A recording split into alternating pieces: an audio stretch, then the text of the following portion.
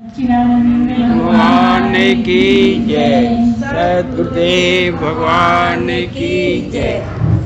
श्री राम जय जय राम। श्री राम जय जय राम। श्री राम जय जय राम। श्री राम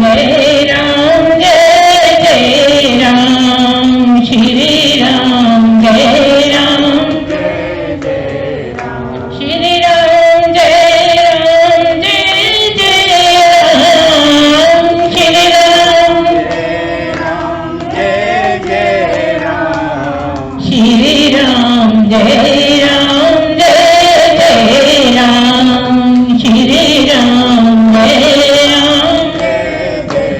सच्चिदानंद भगवान की जय। सद्गुरुदेव भगवान की जय।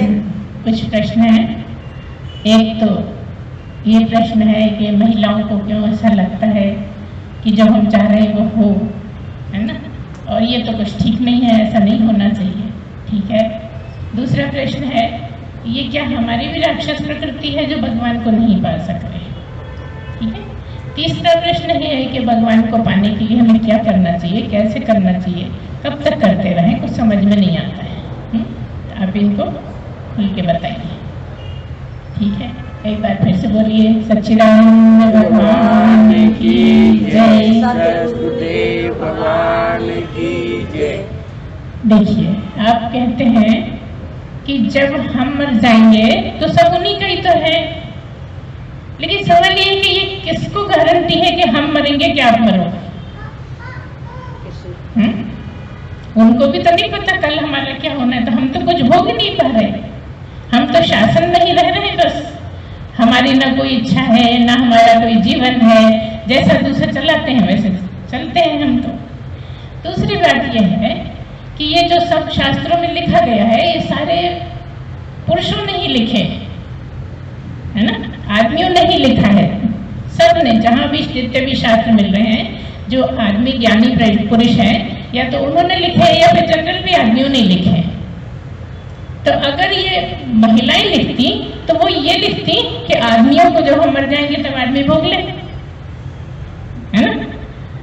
महिलाएं भी तो ये लिख सकती थी। अगर वो किताबें लिखती तो वो ये कहती कि जब हम मर जाए तो आप भोगना, अभी हमें भोग लेने दो। तो हमारा कहना यह है कि मिलजुल के चले, सभी मिलजुल के भोगिए, उसमें आनंद है। और जो परिवार वाले हैं वो तो शादी ही इसीलिए होती है, ये सब मिलजुल के चले। हम आपकी कदर करें, आप हमारी कदर करें, हम आपका आदर करें, आप हमारा आदर करो। तो जितने भी हमारे धार्मिक बताए गए हैं, जैसे राम और सीता हैं, उनका आप एग्जाम्पल ले लीजिए। रुक्मिणी कृष्ण का एग्जाम्पल ले लीजिए। पार्वती और महादेव का एग्जाम्पल ले लीजिए। तो ऐसा नहीं है कि महादेव पार्वती का रिस्पेक्ट नहीं करते, वो भी रिस्पेक्ट करते हैं, और पार्वती तो करती ही है। अगर आप थोड़ी सी रिस्पेक्ट देंगे तो वो बहुत सारी रिस्पेक्ट देंगे, और आप जबरदस्ती रिस्पेक्ट कराना चाहेंगे तो वो नहीं करेंगे। तो क्या होता है, जो यहाँ मुख्य बात है कि जब दुर्योधन ने कह दिया कि मैं सुई के नोक के बराबर में नहीं दूंगा, जो जमीन है उस सुई के नोक के बराबर में नहीं दूंगा, तो फिर कुंती ने ये लड़ाई क्यों करवाई, कुंती ने ये क्यों कहा? तो आप इसको समझिए। ठीक है, इसमें लिखा है, लेकिन आप और भी बातें तो देखिए कि कृष्ण ने क्या कहा। कृष्ण भगवान है, और जैसा वो चलाते हैं वैसा हम चलते हैं। उनको किससे क्या डायलॉग बुलवाना है वो बुलवा देते हैं। अब आप कहोगे दुर्योधन से भी डायलॉग बुलवा दिया, नहीं। यहाँ सवाल ये कि धार्मिक लोगों की जिम्मेदारी भगवान की है, और जो अधार्मिक है, जो राक्षस प्रकृति की है, वो मैं करता हूँ, इसलिए जो बोलते हैं वो उसके जिम्मेदार वो हैं। समझ रहे होंगे हम क्या कह रहे हैं? कि जो धार्मिक लोग हैं, जो सही ढंग से चलते हैं, जो एक दूसरे को मान के चलते हैं, उनके लिए भगवान जिम्मेदारी ले लेते हैं।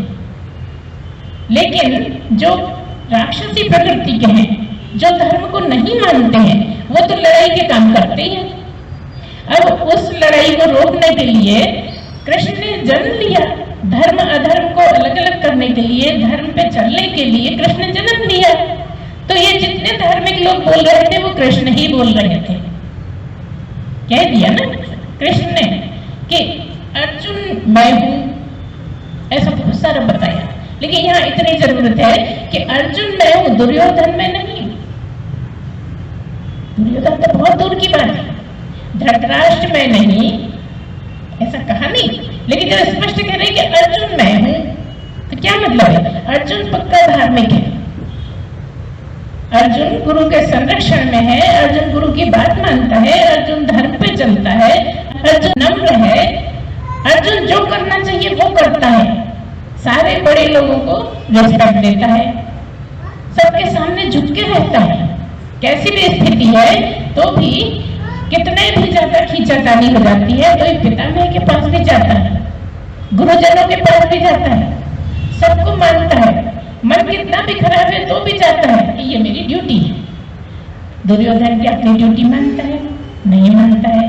बात रही कुंती की, तो कुंती तो आप जानते हो आखिरी में जब कृष्ण जाने लगे, सारी उसी में नहीं पढ़ेंगे क्योंकि बहुत लंबी है महाभारत, थोड़ा सा भी टॉपिक उठाओ तो बहुत लंबा हो जाता है विस्तार में।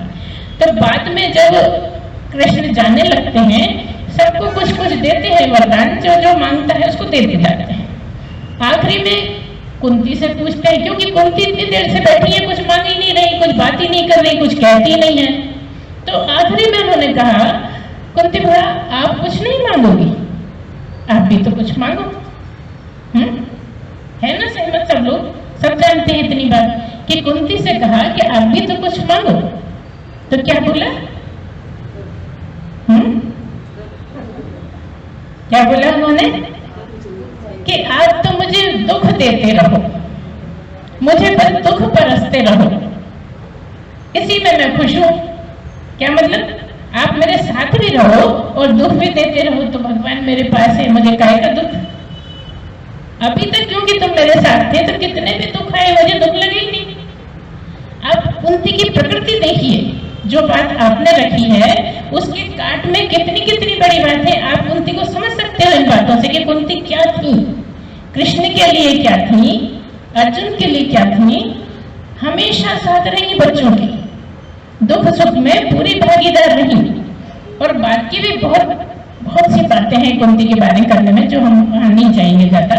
जब वो अकेले गए जंगल में, तब भी जो उसकी बातें थी बड़ी खास थी, बड़ी गहराई थी हर बात में कुंती की। तो यहाँ बात यह हो रही है कि इसकी जिम्मेदार कुंती नहीं थी, इसके जिम्मेदार दुर्योधन और उसके पिताजी थे, जो कभी धर्म पे नहीं चले, जो हमेशा राज करते भी रहे और कहते रहे हमें राज करने को नहीं मिला।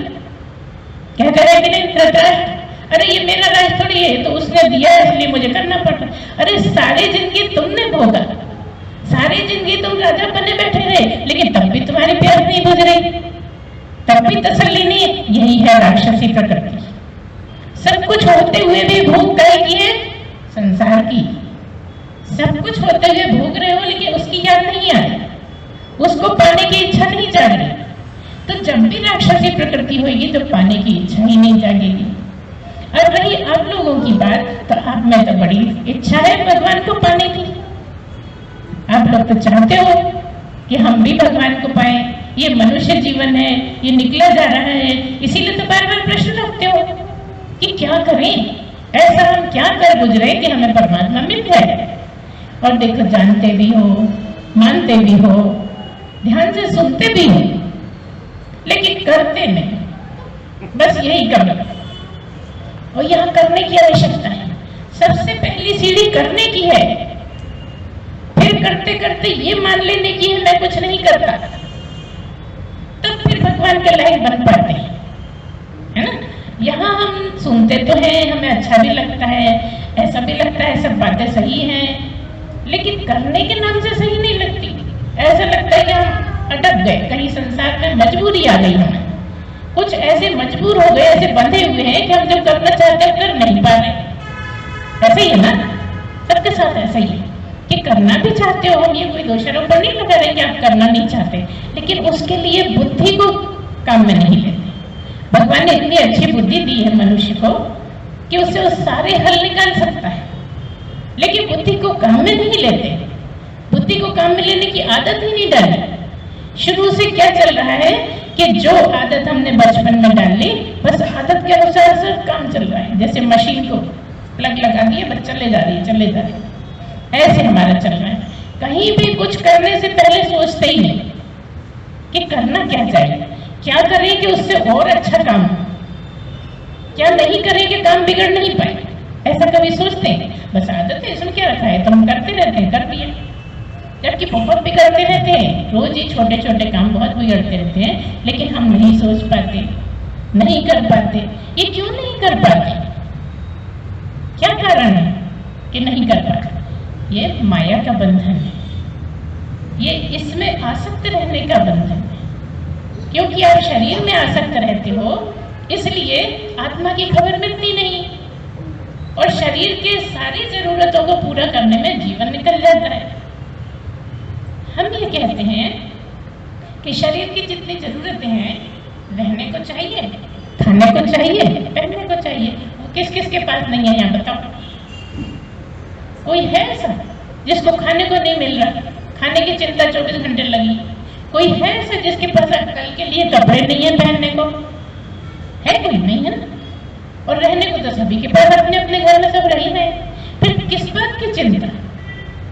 फिर एक ही चीज तो बचती है कि भगवान को भजे, भगवान को याद करें। तो या तो तुम कहीं बेईमान हो अपने प्रति कि कहते हो भगवान चाहिए, लेकिन सचमुच में गहराई में नहीं चाहते।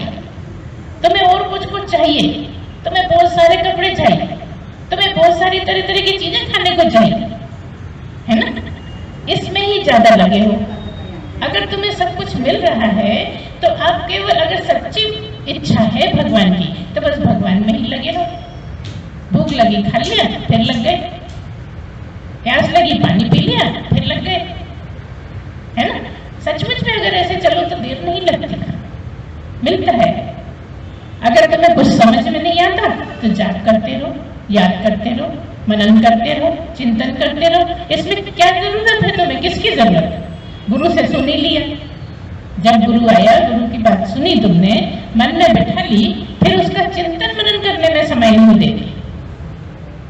अगर ठीक से चिंतन मनन करोगे तो तुम्हें ज्यादा बातें बैठेंगी, और जब चिंतन मनन करोगे तो अपनी ही गलतियां पकड़ने लगोगे। अभी अपनी गलतियों पे ध्यान ही नहीं जाता, दूसरों की गलती दिन भर दिखती है, पास में जो काम कर रहा है उसकी गलती दिखती है, कोई आया गया उसकी गलतियां दिखती हैं, कितनी ही गलतियां देखती हैं, किधर देख रहा था, क्या सुना, क्या नहीं सुना, कैसे चल रहा था, हर चीज पे ध्यान है। क्या करना है? कोई कैसे भी चले, हम देखें तो ठीक है, हमने तो निपटा दिया काम, तुम्हें देखने की क्या जरूरत है? जरूरत? बेकार की बातों में समय क्यों लगाना, क्यों उसमें उलझ के रहना? किसी को देख लिया, क्यों कैसा चल रहा था, उसी पे ही सोचने लगे, ऐसा बोल रहा था उसी पे ही सोचने लगे, ऐसा बोल गया उसी पे सोचने लगे। तुम्हें क्या जरूरत है कौन कैसा चल रहा है, कौन कैसा क्या कर रहा है?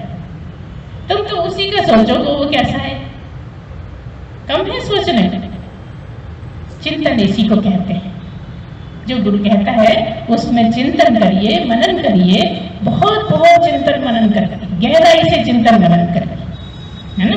तब जब लगातार उसके साथ रहोगे ना, तब वो तुम्हारे साथ रहने लगे, और जब रहने लगेगा ना, तब किसी दिन तुम्हें समझ में आ जाएगा, पर्दा हट जाएगा, और तुम जान जाओगे कि मैं जिसको ढूंढ रहा था वही मैं है, वो मुझसे अलग नहीं है। इतना समझने के बीच में बहुत कुछ करने के लिए है जो हम नहीं करते। हम अपनी जिद्दों पे अड़े रहते हैं, हम बस जो लगता है बस वही सही दिखता है। गुरु भी आके कह जाए ये सही नहीं है, मानने को ही तैयार नहीं है ना, बिल्कुल नहीं मानने को नहीं, ऐसा ही सही है और ऐसा ही करेंगे, ऐसा लगता रहता है। अब जब ऐसा ही करोगे तो फिर हमारी क्या जरूरत, बताओ? तो फिर आप थोड़ी हमारी गुरु, हमारे गुरु तो हरिद्वार में ऐसा लगता है, क्योंकि सभी के अपने अपने गुरु हैं। जो भी है वो तो यह है कि भाई कोई सदगुरु मिला है तो आप मान लेते हैं, यही आपकी बड़ी अच्छी गहरी कहीं आस्था है जो आपको इतना करवा देती है। तो ये भी कम नहीं है, नहीं तो दूसरे गुरु को तो मानने को भी तैयार नहीं है लोग, है ना? तरह तरह की बहुत सी बातें हैं, बहुत सी प्रचलन है, वो जो नीति होती है उसकी बात हम अभी नहीं कर रहे। तो इस तरह से अगर आप सही सही ये समझें कि माया क्या है, यहाँ समझने की बात क्या है। अभी पूछा गया कि 3 शरीर हैं, 3 शरीर में हमें स्थूल शरीर समझ में आ जाता है, खूब अच्छे से समझ में आता है, दिख रहा है, एकदम समझ में आ जाता है ना। स्थूल शरीर मरता है ये भी पता है, मरता दिख रहा है, हमने बहुतों का मरते देखा है, उसमें कोई शंका ही नहीं है, बड़े आराम से समझ में आता है। अच्छा, कहा गया कि कारण शरीर भी समझ में आता है कि यहाँ आने का जो कारण है, हम बार बार जन्म क्यों ले रहे हैं, हम अज्ञानी हैं, यही कारण है, और यही कारण शरीर, ये भी हमें समझ में आ रहा है। लेकिन हमें ये सूक्ष्म शरीर समझ में क्यों नहीं आता, इसकी बड़ी प्रॉब्लम है ना। हमेशा ऐसा लगता है कि सूक्ष्म शरीर है क्या, ये सब हाथ कान आंखें हैं, कर्मेंद्रियां हैं, ज्ञानेंद्रियां हैं, सब समझ में आ रही है, और आपके जो सूक्ष्म शरीर में है, यही प्रॉब्लम है ना कि यहाँ आंखें, यहाँ नाक, मुंह सब है, और आपके जो सूक्ष्म शरीर में चले जाते हैं। ये क्या है, ये हम समझ ही नहीं पा रहे। बहुत कोशिश करते हैं कि ये सूक्ष्म शरीर है क्या, ये चला कैसे जाता है। हमने मरे हुए आदमी के देखा है कि हाथ पैर सब है सलामत, मर जरूर गए हैं लेकिन हाथ पैर भी है, और आंखें कान नाक सब है ना, और आपके जो चले जाते हैं। ये क्या है, तो ये ऐसे है जैसे आपका चश्मा और अब आपकी आंखें तो हैं लेकिन दिखता कब है, जब चश्मा लगा लेते हैं। ऐसे ही एक आंखें दिखने वाली हैं और एक असली आंखें हैं जो सूक्ष्म शरीर की हैं। जो सूक्ष्म शरीर में है ज्ञानेंद्रियां, जो सूक्ष्म शरीर में है कर्मेंद्रियां, और 5 प्राण और मन बुद्धि चित्त अहंकार, वो असली हैं, और ये खोल है। जो खोल है वो दिखता है, जो इसमें रहते हैं वो दिखता नहीं है। तो कब आया कब चला गया पता नहीं लगता। आ जाता है तो पता लग रहा है ये जिंदा है, आदमी है। चला गया, कब चला गया ये पता नहीं चला, चला गया ये पता लगा कि हाँ चला गया, मतलब मर गया। तो वो क्यों नहीं दिखता, वो दिखना चाहिए। इसमें जूझते रहते हो तो इसे मत जूझो, उसको बस समझो कि वो इतना सूक्ष्म है कि आंखों से नहीं दिख सकता, लेकिन है, निश्चित है। जैसे परमात्मा है, इसकी कोई शंका है तुम्हें? देखा तुमने कभी नहीं, जानते तुम हो नहीं, लेकिन इसमें शंका है कि वो है कि नहीं है, बताओ। इसमें कभी तुम घबराते हो, परेशान होते हो, पता नहीं है कि नहीं है? कभी ये प्रश्न उठता है कि पता नहीं है कि नहीं? ये कौन है ऐसा जो ये मानेगा कि पता नहीं है कि नहीं है? अच्छा, इसमें से किस किस को ये विश्वास है कि वो है? अब देखो, एक भी ऐसा, आपको नहीं है विश्वास, तुमने कहा शायद आपको नहीं होगा विश्वास, तो कोई भी ऐसा नहीं है जो ये माने। हाँ, नास्तिक होगा कोई जो कहता होगा परमात्मा कुछ नहीं, ये तो साइंस है ना, तो ऐसे होंगे। लेकिन यहाँ तो एक भी नहीं है, कोई ये मानता नहीं है कि भाई परमात्मा नहीं है। सब जानते हैं कि परमात्मा है, लेकिन दिखता तो है नहीं। अच्छा, वो हवा की तरह छुल्ले में भी नहीं आ रहा। हवा तो छुल्ले में आ जाती है तो कहते हैं हवा चल रही है। अब परमात्मा है कि नहीं है, ये कैसे मान लिया तुमने? कैसे तुम्हें इस बात पे विश्वास हो गया कि परमात्मा है? क्या गुरु मैंने बताया तभी से मालूम है या पहले से मालूम है? पहले से, बहुत सा पहले से मालूम है। कुछ बारीक बारीक बातें हम मालूम होने लगी है ना, क्योंकि हम कह देते हैं कि परमात्मा है। इसका तुम्हारे पास क्या सबूत है? महसूस आप हो, बस यही सबूत है। आप हो, इसका मतलब परमात्मा है। आपके अंदर वो बैठा है, इसलिए तो आप हो, है ना। अगर वो नहीं बैठा होता तो आप कैसे होते? वो चला गया तो लगता है मर गया कोई, तो वो चला गया मर गया तो कौन चला गया? आपको दिखा जाता है? नहीं दिखा, लेकिन ये पक्का मानते हो वो चला गया, जिसको आत्मा कह देते हैं। कई लोग साफ साफ कहते हैं कि आत्मा चली गई। अब आत्मा तो किसी को दिखती नहीं है, ऐसे में आप इसको समझिए कि जैसे आत्मा नहीं दिखती ऐसे ही सूक्ष्म शरीर भी नहीं दिखता। जैसे आत्मा नहीं दिखती ऐसे सूक्ष्म शरीर भी नहीं दिखता। तो आत्मा है न पक्का, ऐसे ही सूक्ष्म शरीर भी है, वो माइक्रोस्कोप से भी नहीं दिखता और परमात्मा भी किसी चीज से नहीं दिखता। बहुत सी चीजें हैं जो माइक्रोस्कोप से दिख जाती हैं, बहुत बारीक कण हैं जो माइक्रोस्कोप से दिख जाते हैं। पेड़ के जब हम स्लाइस बनाते हैं तो बहुत बारीक सेल हैं जो माइक्रोस्कोप से दिख जाते हैं।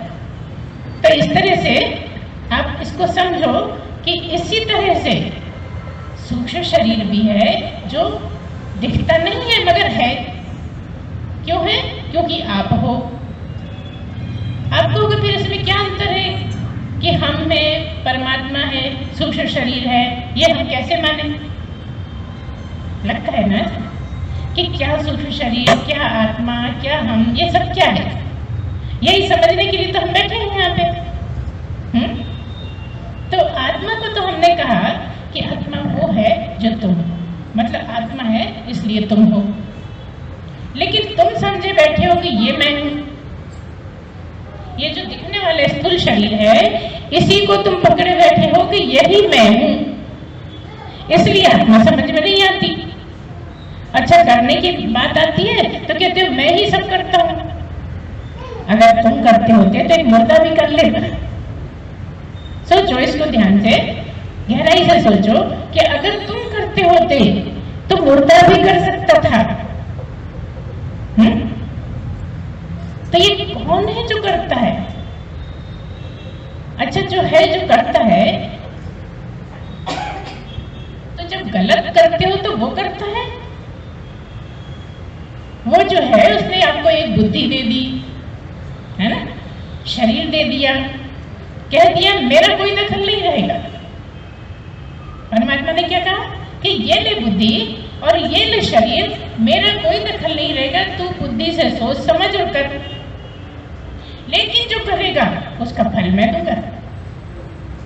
देखो, ये बात किसी कीड़े से नहीं कही, किसी गाय घोड़े से नहीं कही है ना, किसी केचुए से नहीं कही, पक्षी से नहीं कही, केवल मनुष्य से कही कि फल मैं दूंगा। इस जन्म में, मनुष्य के जन्म में तू जो जो भी करेगा उसके फल मैं दूंगा। अच्छा करेगा, अच्छा करेगा तो अच्छा फल मतलब सुख, और बुरा करेगा तो बुरा फल मतलब दुख, है ना। ये निश्चित करके रखा, ये ऐसा ऐसा है। तो ये जो आपका किया हुआ है, जो कर रहे हो वो तो दिख रहा है, लेकिन जो किया हुआ है वो किस किस को दिख रहा है? पड़ोसी को, सास बहू को, किसको दिख रहा है? जो तुम्हारा किया हुआ है वो सास को दिख रहा है कि बहू को दिख रहा है? किसको दिख रहा है? जो किया है, जो कर चुके हो। तुम्हें भी नहीं दिख रहा क्योंकि तुम इसको मैं माने हुए। तो कहाँ है? सूक्ष्म शरीर में। मगर है ना, इतना तो मानते हो ना कि मैंने बहुत कुछ किया है, अच्छा बुरा, अच्छा भी किया है, बुरा भी हुआ होगा मुझसे, मैंने किया है ना। तो वो भी दिख तो नहीं रहा मगर है ना, मानते हो। आत्मा को भी तुम मान लेते हो, अच्छा बुरा किया हुआ भी मान लेते हो, लेकिन जहां अच्छा बुरा रखा है उसको मानते नहीं हो। अगर तुम्हारे पास कपड़े हैं तो किसी पेटी में, किसी अलमारी में रखे होंगे ना, रखे होंगे कि नहीं? ऐसे ये सामान है, इसकी पेटी है सूक्ष्म शरीर। अगर वो तुम्हें दिखते होते तो ये दिखने वाले के साथ रह जाते हैं और जला दिए जाते हैं। लेकिन वो सब कर्म तुम्हारे जो नहीं दिखते और वो जो उसकी पेटी है वो सब सूक्ष्म शरीर है और उसके साथ चले जाते हैं, क्योंकि वहां मन बुद्धि है ना। तो मन बुद्धि में जो भी पड़ा है, चित्त अहंकार कह लो, जो भी चारों कह लो या दो कह लो, मन बुद्धि है ना, क्योंकि शार्ट में तो दो ही बोलते हैं, 17 तत्व बोलते हैं। आप लोग को समझाने के लिए हम 19 बोल देते हैं। मन बुद्धि के साथ ही चित्त अहंकार है। तो वो जो सब हैं जो नहीं दिखते मगर हैं, वो दूसरे शरीर को ग्रहण कर लेते हैं। तो कुछ है ना, कुछ समझ में आ रहा है? कि कुछ है जो आंखों से नहीं दिखता मगर है। अभी हम आत्मा की बात नहीं कर रहे, अभी हम सूक्ष्म शरीर की बात कर रहे हैं जिसमें आप बहुत दिनों से उलझे हो और अक्सर सवाल रखते हो। अच्छा रखते हो, मनन चिंतन करते हो तभी तो रखते हो, नहीं तो बहुत से लोग हमें ऐसे ही मिलते हैं कहते हैं सो क्या रखा है, उन्हें सब पता लग गया कि ये सूक्ष्म शरीर है, ये स्थूल शरीर है और ये कारण शरीर। हम तो एक दिन में सोच समझ गए। अब उन्हें पता नहीं है कि ये कितनी बारीक बात है। ये सारे जीवन में सोचते रहो तो समझ में आना मुश्किल है, क्योंकि उसको वो किताबी पढ़ाई की तरह समझते हैं। 11वीं कर ली, ग्रेजुएशन कर लिया, पोस्ट ग्रेजुएशन कर लिया, ऐसा समझते हैं। इसलिए कहते हैं क्या मुश्किल है, लोग सुनते रहते हैं, हमने तो एक ही दिन में समझ लिया। और उनसे 2 प्रश्न रख देंगे तो नहीं बनेंगे, मगर कहते हैं कि वही हम तो एक बार में सब समझ गए। अब उन्हें क्या पता यार क्या क्या समझना है। लगातार समझते समझते भी जो चीज नहीं समझ में आती वो आत्मा, जो लगातार समझते समझते सारा जीवन निकाल देने पे भी नहीं समझ में आती परमात्मा, जन्मों समझते रहने पर भी जो समझ में नहीं आता वही आत्मा, वही परमात्मा, वही भगवान, वही सब कुछ। इतना आसान है क्या? दिन रात लगे रहने पर, अपनी खराबियां हटा देने पर, सब गेहूं साफ करके मिट्टी फेंक देने पर भी गेहूं समझ में नहीं आ रहे। कभी सोचा तुमने ऐसा? जितना कुछ मिला था सब साफ कर दिया, लेकिन गेहूं ही समझ में नहीं आ रहे। तो कब समझ में आए? जब तुमने मिट्टी को मिट्टी समझा, जब तुमने कंकड़ को कंकड़ समझा, जब तुमने कुछ और उसे पढ़ा है उसको वो समझा, तब ये गेहूं समझ में आए। उसको समझा तभी उठा के फेंका ना। तो तुमने जो गड़बड़ी है उनको समझो, उनको छांटो, उनको बीनो, है ना। और ध्यान रखो मोहमाया पर, ध्यान रखो आत्मा पर, ध्यान रखो परमात्मा पर। कई बार तुम गेहूं बीनते होते हो, ध्यान तुम्हारा पता नहीं कहां कहां घूमता है। अगर 2-4 लोग बैठे हैं तो बोरा भर गेहूं बीनते बीनते जाने कहां कहां की बातें कर लेते हैं और बीन लेते हैं कि नहीं। तो क्या बहुत कठिन काम है भगवान को याद करना गेहूं बीनते में? बताओ, नहीं करते। कहते उन्हें बहुत काम है, गेहूं बीनना है। परमात्मा को याद करने की किसको फुर्सत है? कहते हो कि नहीं? अब बताओ तुम, कठिन है क्या? तो जो इस तरह से जी पाएगा कि जो भी कर रहा है परमात्मा की याद में, जो भी कह रहा है परमात्मा की याद में, बच्चे पालता है परमात्मा की याद में, शादी ब्याह करता है परमात्मा की याद में, वो जल्दी से प्राप्त कर लेगा। सब काम निपटाए कि परमात्मा मिला, क्योंकि बैठा ही है वो तो। कहीं से लाना नहीं, कहीं ले जाना नहीं, कहीं बुलाना नहीं। कि अभी जहांगीराबाद तक आ गया, अब बुधवारे तक आ गया, अब हमीदिया हॉस्पिटल तक आ गया, अब इधर आने ही वाला है। ऐसा कोई सोचना पड़ता नहीं। जहां तुम वही हो, जो वो वही तुम, है ना।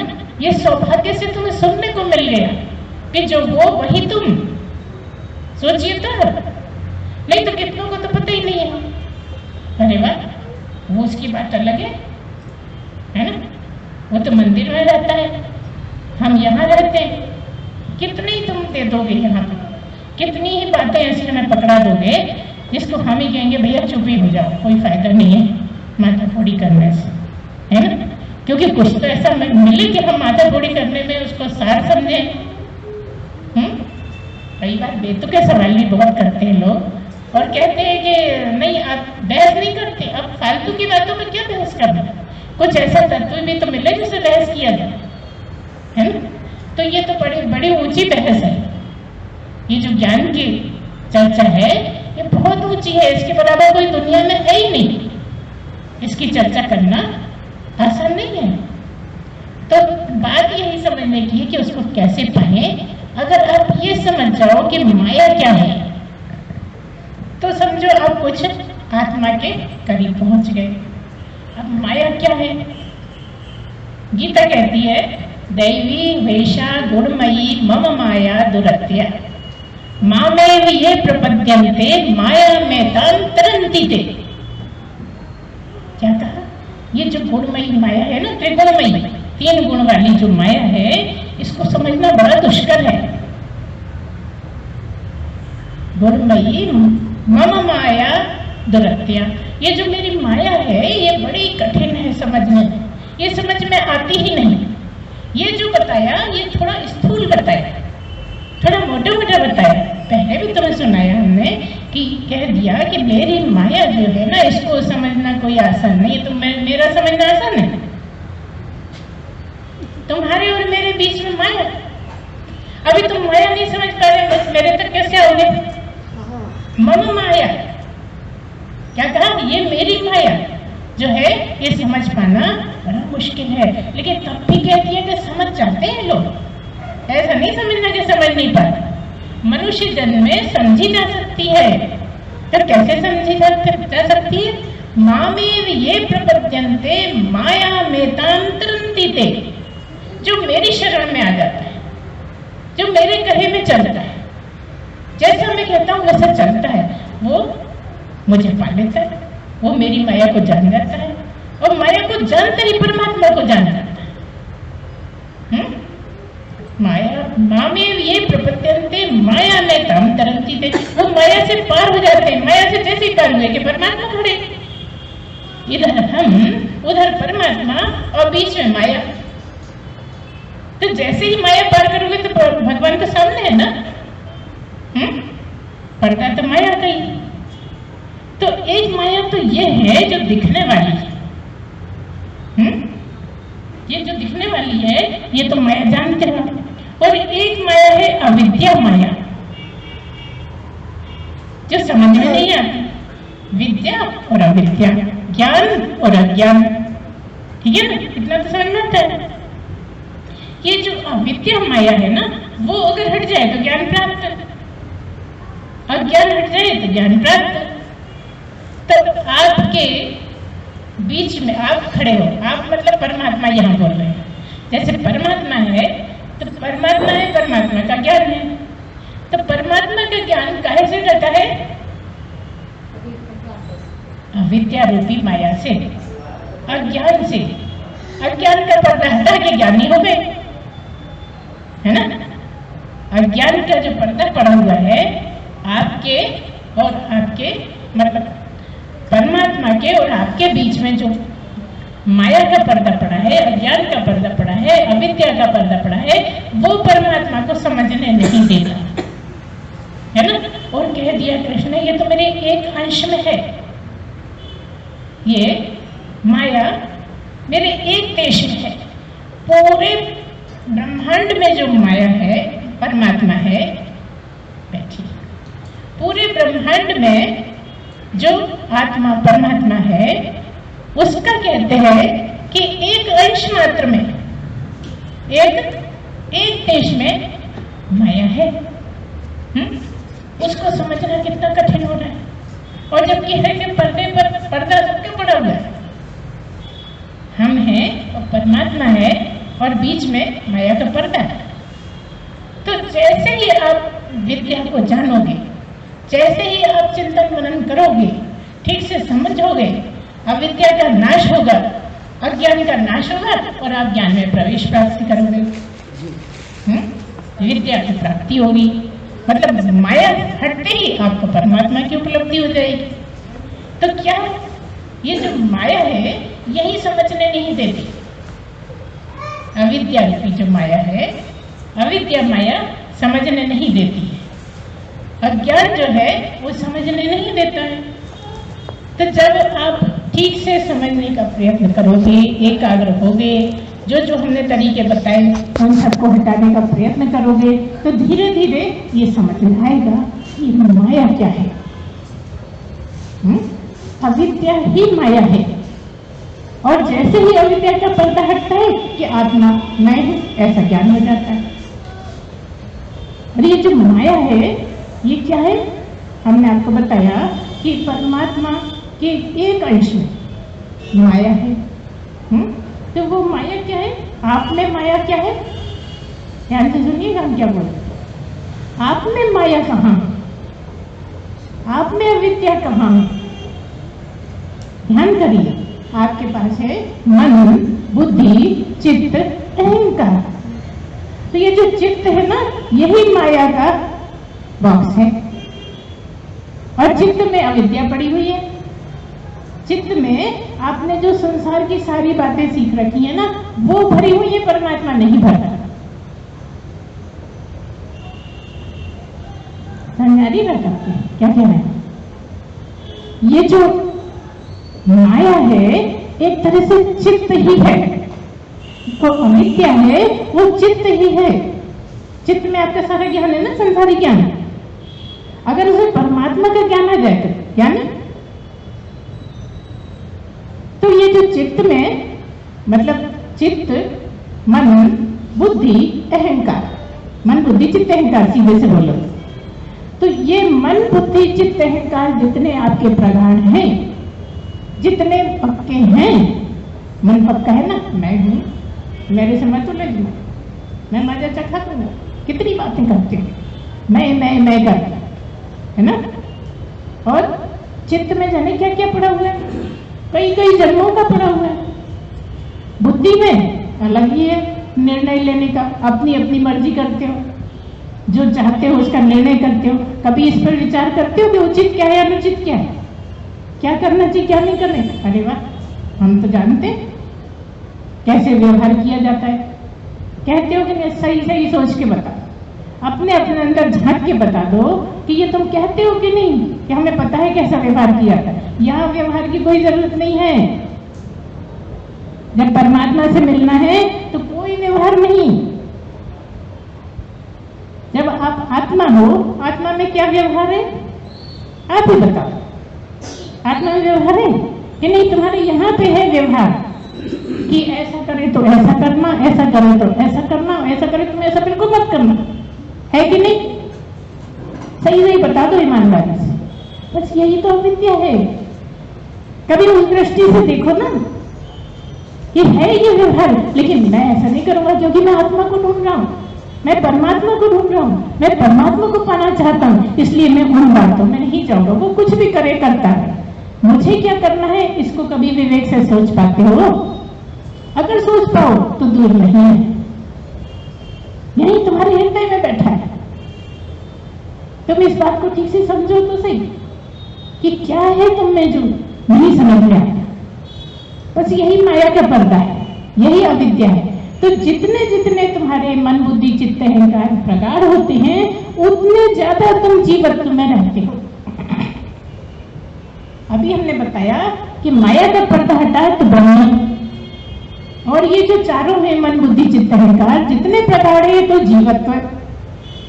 अभी तुम जीव हो और जा रहे हो परमात्मा की तरफ, जानना चाहते हो परमात्मा को, जानना चाहते हो परमात्मा को, लेकिन ये अविद्या हटाते नहीं, इनको प्रगाढ़ बनाए रहते। मैं हूं, अरे तुम नहीं हो। पहले ये मानो कि मैं नहीं, परमात्मा ही परमात्मा है। जब जान जाओगे तो जानोगे वो मैं ही हूं, मुझसे अलग है ही नहीं। तुम ये बिल्कुल ढीलापन नहीं छोड़ते कि मैं नहीं हूं, जिसको मैं मानता हूं वो मैं नहीं हूं। तुम्हें पता नहीं था कि हमने तो बहुत बार बताया ना कि जिसको तुम मैं मानते हो तुम नहीं हो। इसमें क्या कठिन बात है बताओ? कोई बता दो इसमें कि जिसको तुम मैं मान रहे हो वो तुम नहीं हो। किसी छोटे बच्चे को बताए ना, वो उसको आ जाएगा समझ कि ये जो तू दिख रहा है ना, ये तू नहीं है। इसमें क्या करना? अभी हम आत्मा की बात नहीं कर रहे, अभी हम ये कह रहे हैं ये तू नहीं है, बस इतना जान लो। इस किस किस के मन में बैठ गया कि ये मैं नहीं? कौन कौन दावे से कह सकता है? ये हम अच्छे से जानते हैं कि ये मैं नहीं। जानना हम उसको कहेंगे जो जान के उस तरह से चलता हो, ऐसा मान के जान के चलता हो उसको कहेंगे। ऐसे डायलॉग तो सबको मालूम है, डायलॉग सुनते सुनते तो उम्र गुजरी जा रही। यहाँ डायलॉग से काम चल रहा नहीं, जो डायलॉग के पीछे यथार्थ है वो समझना है ना? इसलिए आप गहरे से समझिए, हर बात बिल्कुल सब समझ में आएगी, क्योंकि केवल मनुष्य की बुद्धि में ही आती है ये बातें समझ, और कोई समझ ही नहीं सकता। आप घोड़ा खरीद लाओ कि हम इसको ज्ञानी बना देंगे, नहीं समझ सकता। मर जाएगा, वजन रोते रोते आपको घुमा लेगा, सब कुछ कर लेगा, लेकिन नहीं समझ सकता। आप समझ सकते हो, आप प्रयत्न करो, सबके साथ अच्छा व्यवहार करो, सबके साथ प्रेम से रहो। इस तरह से चलने पर आप जान सकते हो कि मैं क्या हूं, मैं उसका अंश नहीं, वही हूं, पूरा का पूरा आत्मा ही हूं, परमात्मा ही हूं। लेकिन क्या है, जब होते हैं तो बोलना नहीं होता। हमें कभी आपने कहते सुना कि मैं परमात्मा हूं, मैं परमात्मा हूं, कभी नहीं कहा ना, तो फिर आप कैसे कह सकते? आप तो बस इसी में लगे हो कि जो दिखता है ये मैं है।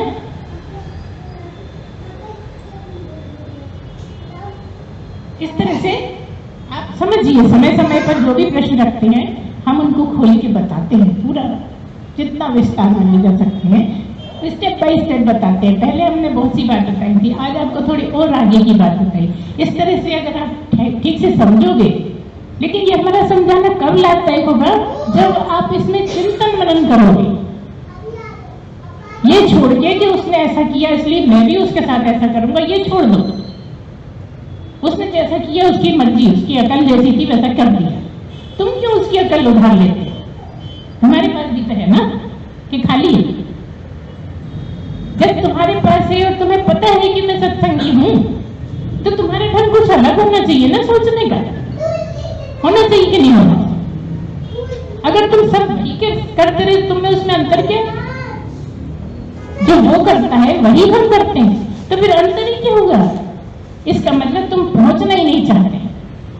कहते तो हो मुझे, लेकिन पहुंचना ही नहीं चाहते। जिद कर रखी है कि हम तो ऐसा ही करेंगे, हमें तो यही ठीक लगता है और यही तरीका है दुनिया का, तो फिर वो दुनिया में रहते रहो मजे में, फिर काहे क्या करते?